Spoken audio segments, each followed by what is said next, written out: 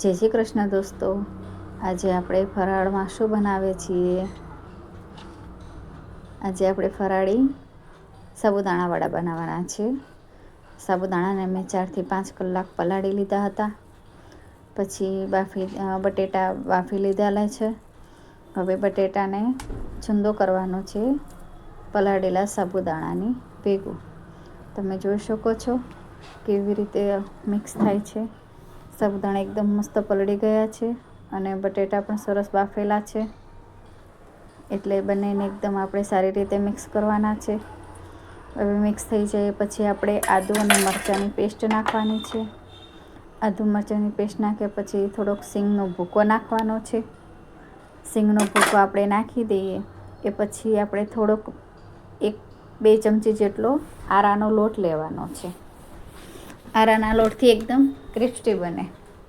એ પછી 2 ચમચી આપણે રાજગરાનો લોટ નાખવાનો છે. રાજગરાનો લોટ નાખી દીધા પછી સ્વાદ અનુસાર મીઠું નાખવાનું છે. જે પ્રમાણે સ્વાદમાં મીઠું વધારે ઓછું જોતું હોય લેવાનું. એની ઉપર પછી આપણે લીંબુ નીચોવવાનું છે. લીંબુ થોડુંક વધારે હોય તો સારું લાગશે.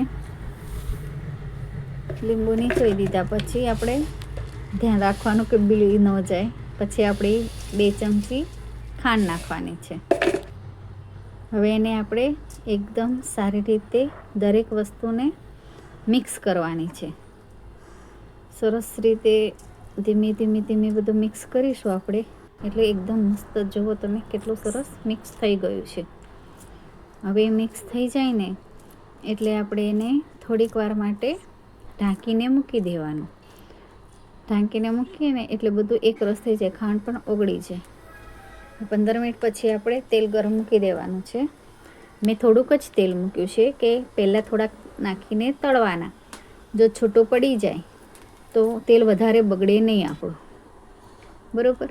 અને પછી આવી રીતે જુઓ તમે હાથમાં લઈ થોડુંક મોટા નહીં લેવાના, નાના લઈશું તો વધારે સારું રાખશે.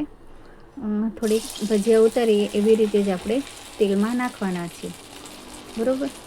અને આપણે નાખતી વખતે જો એવું લાગે કે હાથમાં ચોંટે છે તો એક ડીશમાં થોડુંક તેલ લઈ લેવાનું અને હાથને તેલવાળો કરીને ધીમે તળવા મૂકવાના વડાને. ગેસ સ્લો રાખવાનો અને પહેલાં સ્લો હશે ને તો અંદરથી કાચા નહીં રહે, એકદમ સરસ ચડી જશે. અને જો એકબીજાને ચોંટી જાય તો આવી રીતે કાંટા ચમચીથી એને અલગ પાડી દેવાના.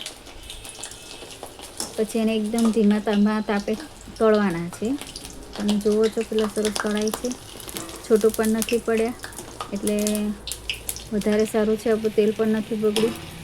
આવી રીતે ધીમે તાપે એને બ્રાઉન કલરના થવા દેવાના છે. તમે જોઈ શકો છો કેટલા સરસ બને છે આપણા સાબુદાણા વડા. ઉપવાસમાં તો ફરાળ વગર ખાય જ નહીં. હવે તો આખો મહિનો ઉપવાસ એટલે રોજ નવું જોશે. તમે જુઓ છો કેટલા સરસ રીતે આપણા સાબુદાણા વડા તળાય છે. એકદમ ક્રિસ્પી અને મસ્ત બની ગયા છે. પહેલાં થોડાક જ ઉતાર્યા હતા કે જોવા માટે કે આપણા બરોબર બને છે ને, નહીંતર તેલમાં છૂટા પડી જાય તો આખું આપણું તેલ બગડે.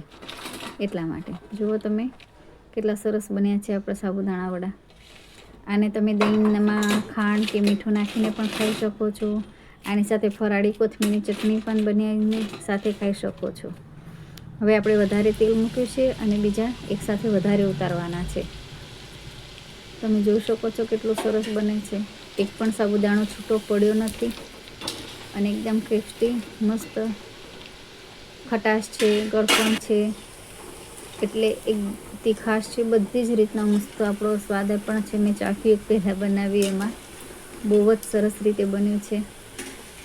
હવે આ શ્રાવણ મહિનો છે, તમે પણ ઘરે ટ્રાય કરો, બનાવો, કોમેન્ટ કરો, મારી ચેનલને લાઈક કરો, સબસ્ક્રાઈબ કરો, જેટલું બને તે શેર કરો અને ચાખો, ઘરે બનાવો, પછી કહો મને કેવા બન્યા છે.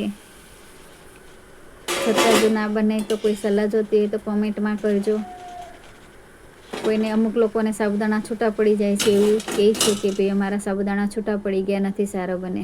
તમે જોઈ શકો છો કેટલા મસ્ત બન્યા છે આપણું સરસ સાબુદાણા વડા. એકદમ સોફ્ટ, ઉપરથી કરકરા અને અંદરથી એકદમ સોફ્ટ. મારી ચેનલને લાઈક